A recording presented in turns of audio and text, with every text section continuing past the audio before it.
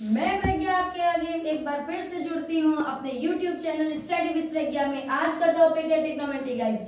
ये वैसे तो बहुत इजी है, लेकिन थोड़ा सा इसमें वैल्यूज वगैरह की वजह से ये थोड़ा आप लोगों को डर लगता है। आपके यहाँ सारे डाउट्स को क्लियर करते हुए मैं प्रज्ञा एक बार आपको फिर से यहाँ पे लेकर के आई हूँ अपने स्टडी पॉइंट पे ट्रिग्नोमेट्री के। ठीक है, जैसे कि गाइस आपने सुना होगा ये जो ट्रिग्नोमेट्री हुआ, कुछ चैप्टर मैथ के ऐसे हैं जो आपके या बेसिक से लेकर के आपके हाई लेवल तक सब पूरे क्लियर होने चाहिए। भाई ट्रिग्नोमेट्री का यूज 9, 10, 11, 12 आगे भी आता रहता है। इसी तरीके से कुछ टॉपिक्स है जैसे सरफेस एरिया, वॉल्यूम, उसका भी आपको फिलहाल वीडियो मिलेगा। वो भी मतलब कि बेसिक से लेकर के हाई लेवल तक आपको डाउट सारे क्लियर होने चाहिए। फिलहाल आज का टॉपिक है ट्रिग्नोमेट्री। बिना टाइम वेस्ट किए हुए हम आते हैं आपके टाइम टॉपिक पे। ठीक है, और जिन्होंने मेरा चैनल सब्सक्राइब नहीं किया है तो प्लीज पहले जाके प्यार से चैनल को लाइक करिए, सब्सक्राइब करिए, जिसमें मैं आपके लिए जो भी वीडियो लेकर के आऊं वो आप तक पहुंचती रहे और इसी तरीके से मैं आपकी हेल्प हमेशा करती रहूंगी। सबसे पहले ट्रिग्नोमेट्री, फिलहाल इसको अगर हिंदी में देखा जाए तो कहते हैं त्रिकोणमिति। ट्रिग्नोमेट्री के लिए सबसे पहले जो एक स्पेशल चीज होती है कि इसमें सारे ट्रायंगल नहीं यूज होते, सिर्फ एक स्पेशल प्रकार का ट्रायंगल, एक स्पेशल टाइप का ट्रायंगल यूज होता है जिसे राइट एंगल ट्रायंगल कहते हैं। राइट एंगल ट्रायंगल बोलते हैं। भाई ये इसमें स्पेशल क्या होता है राइट एंगल ट्रायंगल में, जैसे कि सबको पता है इसमें एक एंगल आपका क्या होता है 90 डिग्री पर। इसमें बेस आपकी परपेंडिकुलर होती है। अब इस ट्रायंगल को फटाक से अपनी नेमिंग दे दीजिए। ठीक, अब सबसे पहले कि यहाँ पे हमें जानना होगा कि ट्रिग्नोमेट्री में ये जो ट्रायंगल बना है इनकी कौन सी साइड को आप किस नाम से बुला सकते हैं। ये बहुत ज्यादा जरूरी है क्योंकि आगे के जो भी रेशियो से क्वेश्चंस निकलेंगे बिना साइड की नॉलेज के हम नहीं निकाल पाएंगे, बिना साइड की नॉलेज के हम नहीं निकाल पाएंगे। ठीक है, तो एक बार फिर से आते हैं यहाँ पे। ये जो लाइन होती है जिसपे 90 डिग्री का एंगल बनता है इसे कहते हैं परपेंडिकुलर। क्या होती है? परपेंडिकुलर। ये क्या होती है? बेस होती है। ये क्या होती है? हाइपोटेनियस होती है। अगर कोई हिंदी मीडियम बच्चा है तो वो भी देख ले ध्यान से। फिलहाल परपेंडिकुलर को क्या कहते हैं? परपेंडिकुलर को बोलते हैं लंबवत, और बेस को कहते हैं आधार, और हाइपोटेनियस को यहाँ पे बोलते हैं हिंदी में कर्ण। क्योंकि ये वीडियो मैं इसलिए बना रही हूँ इसमें दोनों ही मीडियम के बच्चे यहाँ पे इजिली हर चीज को पढ़ ले कि किस तरीके से कौन सी चीज को क्या बोलते हैं। चलते हैं थोड़ा सा और आगे चलते हैं। ये हमारे पास 3 साइड है, इनको इसमें से कोई भी एक साइड अगर आपको पता है, 2 साइड पता है और कोई भी एक साइड आपको निकालनी है, जिसके लिए बहुत प्यारा सा फॉर्मूला है बाय पीटी, जिसे कहते हैं पाइथागोरस थ्योरम। बाय पीटी जिसे कहते हैं पाइथागोरस थ्योरम। इसका क्या फॉर्मूला होता है? इसे कहते हैं हाइपोटेनियस का स्क्वायर इक्वल्स टू परपेंडिकुलर का स्क्वायर प्लस बेस का स्क्वायर। हाइपोटेनियस का स्क्वायर इक्वल्स टू परपेंडिकुलर का स्क्वायर प्लस बेस का स्क्वायर। अगर हिंदी में देखें तो इसे कहते हैं कर्ण का स्क्वायर इक्वल्स टू लंब का स्क्वायर प्लस आधार का स्क्वायर। कोई फर्क नहीं पड़ता, अगर आपको हाइपोटेनियस पता होगी और जैसे परपेंडिकुलर नहीं पता है, बेस पता है, तो आप बेस को इस साइड ले आइए। ये तो आप जैसे सिंप्लीफिकेशन आप करते हैं, जो भी 2 साइड पता होगी आप पुट करिएगा, तीसरी साइड अपनी वैल्यू एक्सचेंज करके इधर से उधर ला करके आप इसे इजिली कर सकते हैं। चलिए एक एग्जाम्पल के पास, जैसे कि एक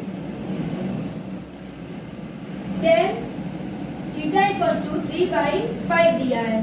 जैसे दिया है tan theta equals to 3/5, find the all ratio. अब आपको इसके सारे रेशियो निकालने, मतलब कहने मतलब यदि tan थीटा बराबर 3/5 दिया है तो आप सारे रेशियो निकालिए, ट्रिग्नोमेट्री के सारे अनुपात को यहाँ पे निकालिए। तो सबसे पहले यहाँ पे ट्रिक यूज करते हैं।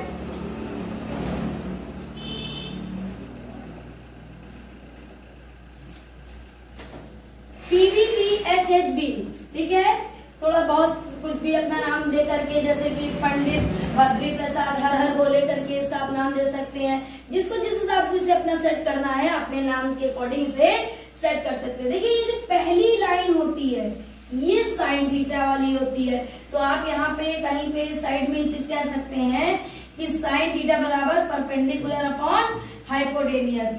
और जो दूसरी लाइन होती है ये कॉस थीटा के लिए जानी जाती है, तो इसे आप कह सकते हैं base upon hypotenuse. Third line आपकी होती है टेन थीटा के लिए होती है, जिसे आप कह सकते हैं परपेंडिकुलर अपॉन बेस। ये आपके तीन कंपोनेंट, यहाँ पे रेशियो तो 6 होते हैं, तो साइन का उल्टा रेशियो होता है कॉसेक। गाइस इसको नोट करते रहिएगा क्योंकि इससे ही ये क्वेश्चन सॉल्व होगा, अदरवाइज ये क्वेश्चन नहीं सॉल्व हो पाएगा। साइन का उल्टा होता है कॉसेक थीटा, वैल्यू को पलट दीजिए, हाइपोटेनियस अपॉन परपेंडिकुलर। कॉस का उल्टा होता है सेक थीटा, अब इसको भी आप वैल्यू को रेसिप्रोकल कर दीजिए, hypotenuse upon base. Tan theta के उल्टा होता है कॉट थीटा, इसको भी आप वैल्यू रेसिप्रोकल कर दीजिए, बेस अपॉन हाइपोटेनियस। ये आपको यहां से बस इतना, इस क्वेश्चन को निकालने के लिए बस ये 2 चीज आपको, ये 1, 2 और 3 चीज आपको बहुत अच्छे से आनी चाहिए। जिन्होंने नोट नहीं किया है वो नोट कर ले वीडियो को पॉज करके फटाक से गाइस। हाँ तो फिर से आइए यहाँ पे एक बार देखिए भाई, चाय वाय पी करके नाश्ता वास्ता करके बैठे हैं, तो ट्रिग्नोमेट्री है, थोड़ा लॉन्ग सेशन चलेगा, आपको आराम से बैठना है फुर्सत करके, क्योंकि आज के दिन आप ये सोच लीजिए ट्रिग्नोमेट्री के नाम, क्योंकि आज के बाद डाउट्स तो नहीं होंगे अगर आपने स्टेप बाय स्टेप मेरी वीडियो को देखा और मुझे फॉलो किया है। जैसे कि कुछ फॉर्मूले आपकी स्क्रीन के आगे देखिए फिर से दिख रहे हैं, साइन थीटा बराबर 1 कॉसेक थीटा, लर्न करने की ट्रिक भी देख लीजिए, साइन थीटा बराबर 1 कॉसेक थीटा, तो कॉसेक थीटा साइन का उल्टा होता है, तो कॉसेक थीटा बराबर 1 साइन। इसी तरीके से कॉस थीटा बराबर सेक थीटा, तो सेक थीटा बराबर कॉस। टेन थीटा बराबर कॉट थीटा, तो कॉट थीटा बराबर 1/tan थीटा। टेन थीटा बराबर sine upon cos theta, cos theta बराबर cos equals to cos upon sine theta. कुछ ये 6 फॉर्मूले, ये यहाँ से कुछ 8, और ये देखिए फंडामेंटल फॉर्मूला होता है sine square plus cos square equals to 1, sec square equals to 1 plus tan square theta, cosec square theta equals to 1 plus cot square theta. इसी पे बेस हम आपसे कुछ क्वेश्चंस करा रहे हैं। कहाँ जा रहे हैं? ये तो पहले अपने क्वेश्चन को सॉल्व करके तो जाइए। थोड़ा सा अब आती है इस क्वेश्चन को, जैसे कि आपने इससे पहले थोड़ा सा हमने आपको बताया किस तरीके से राइट एंगल ट्रायंगल है, किस तरीके से कंपोनेंट निकालते हैं। भाई टेन थीटा बराबर होता है परपेंडिकुलर अपॉन बेस, हिंदी में बोले तो लंब बटे आधार। सीधे सबसे पहला स्टेप जो आप यहाँ पे करेंगे, स्टेप फर्स्ट जो आप करेंगे वो करेंगे बाय पीटी, पाइथागोरस थ्योरम। जो स्टूडेंट हाई स्कूल के या इंटर के हैं या कोई भी एग्जाम्स दे रहे हैं, थोड़ा सा इसको ध्यान दीजिएगा प्रेजेंटेशन का, ठीक है। पाइथागोरस थ्योरम चलते हैं यहाँ पे। ये हुआ आपका परपेंडिकुलर, ये हुआ आपका बेस। पाइथागोरस थ्योरम क्या होती है गाइस, बताइए फटाक से, चलिए बच्चों बताइए। हाइपोटेनियस का स्क्वायर इक्वल्स टू परपेंडिकुलर का स्क्वायर प्लस बेस का स्क्वायर। अच्छा यहाँ पे देखिए, कभी लोग क्या करते हैं, बेस को पहले कर देते हैं, परपेंडिकुलर को बाद में। डजंट मैटर यार, सब प्लस में ही सब चलेगा, क्योंकि 3 + 2 भी आपका कितना होता है, 5 होता है, और 2 + 3 भी 5 होता है। ये जो अरेंजिंग ऑफ ऑर्डर होती है ये आप माइनस के लिए देखा जाता है, बाकी प्लस में कोई भी फर्क नहीं पड़ता है। चलिए फिर भैया कहाँ पे हाइपोटेनियस है, हाइपोटेनियस भाई हमको पता ही नहीं है। परपेंडिकुलर कितनी है इसकी, टेन थीटा की कंपेयर वैल्यू में रखी जाए 3, और बेस कितना है इसका 5। चलिए जल्दी जल्दी इसका स्क्वायर करिए। स्क्वायर्स कितने आते हैं, 3 का स्क्वायर मतलब 3 × 3 मतलब 9, प्लस 5 का स्क्वायर मतलब 5 × 5, मतलब स्क्वायर का मतलब ये होता है, देखिए अगर किसी चीज का स्क्वायर निकालना है 25। हाइपोटेनियस का स्क्वायर इक्वल्स टू 9 + 25 कितना होता है, 9 + 25 बताइए 36 कितना होता है, 9 प्लस हाइपोटेनियस। अब देखिए ये जो स्क्वायर है ये इस साइड रूट में बदल जाता है, ये चीज ध्यान रखिए, स्क्वायर जब इस साइड आता है तो रूट में बदल जाता है। वैसे इसका एक अल्टरनेटिंग मेथड और भी है कि अगर कहीं स्क्वायर लगा यहाँ 36 है, तो अगर आप रूट को नहीं बदलना चाहते तो आपको पता होना चाहिए ये किसका स्क्वायर, स्क्वायर से स्क्वायर आपका क्या हो जाएगा, कट जाएगा, है ना। अब ये क्या है, 6 का स्क्वायर, रूट से स्क्वायर कैंसिल हो जाता है, आपकी क्या आ गई है, हाइपोटेनियस आपकी 6 आ गई है।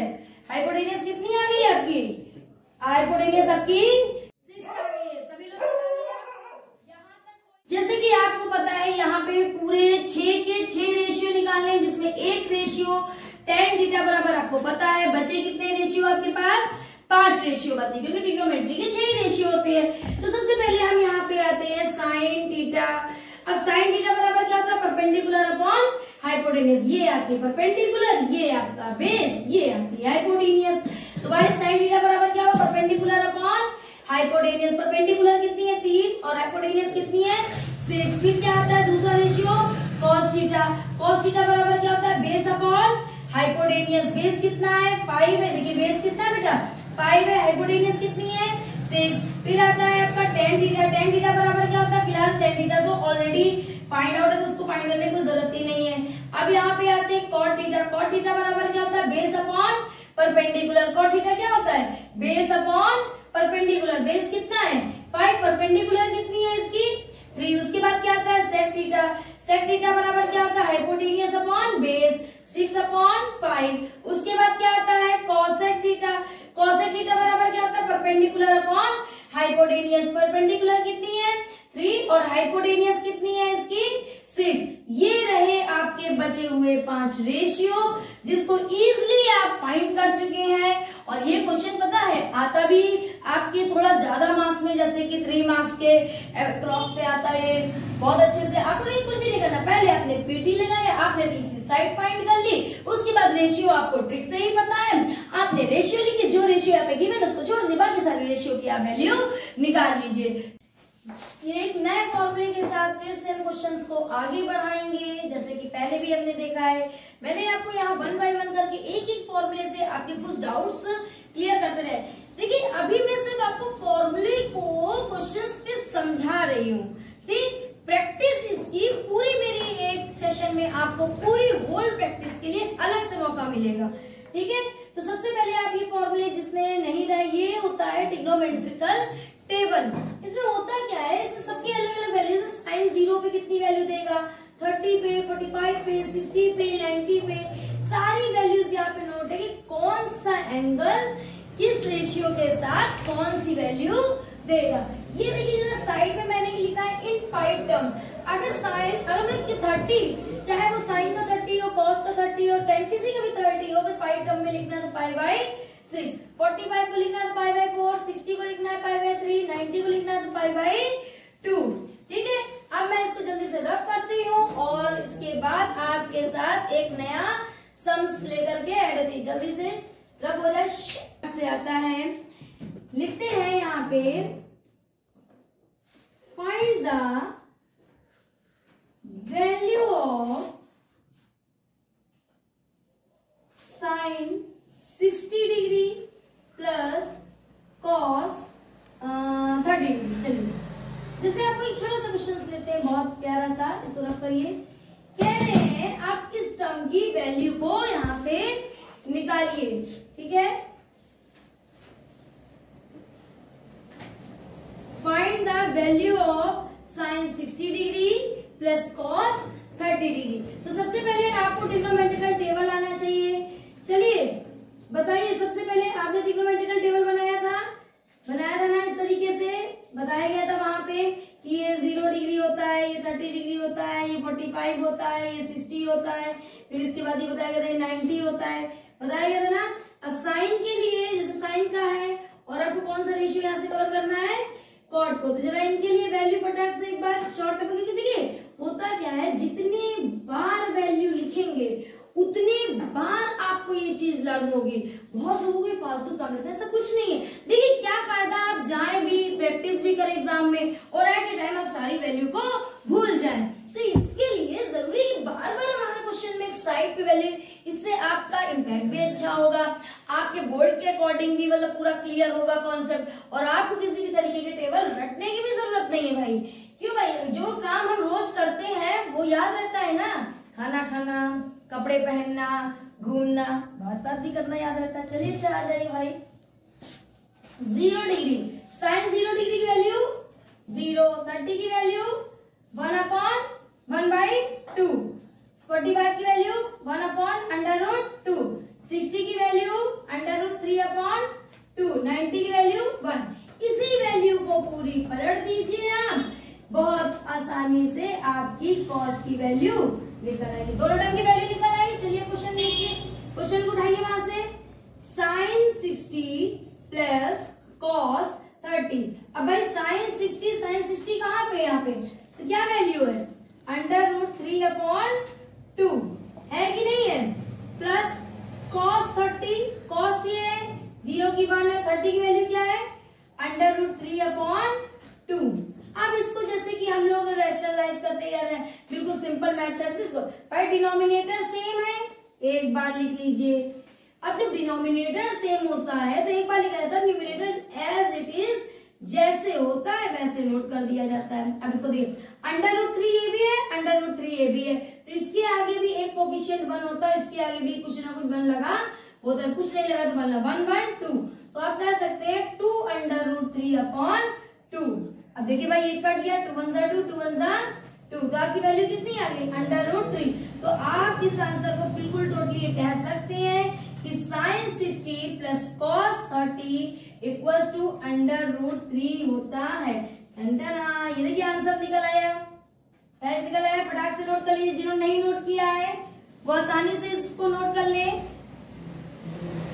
चलिए फिर से लाते हैं, नोट हो गया, ठीक, एक नए क्वेश्चन के साथ फिर से लाते हैं।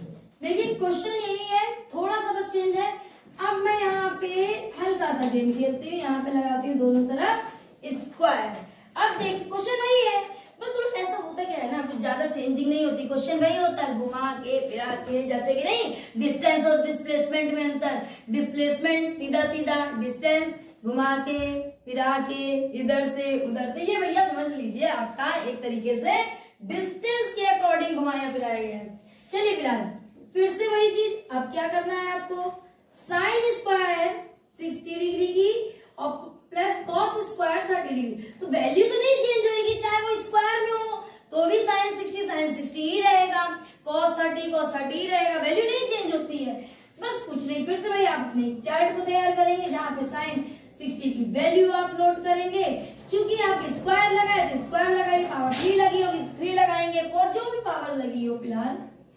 फिर हो गया cos 30 की वैल्यू कितनी होती है √3/2। चलिए स्क्वायर लगाइए। अब जैसे बहुत बेसिक है, स्क्वायर का मतलब होता है किसी भी नंबर का मल्टीप्लाई 2 टाइम्स और खुद से, सेल्फ से, मतलब कहीं किसी बाहर से नहीं लेकर के आना है। हाँ भैया ऐसा ना बाहर से ले आइए नंबर, कहिए मैम इसको कैसे करें।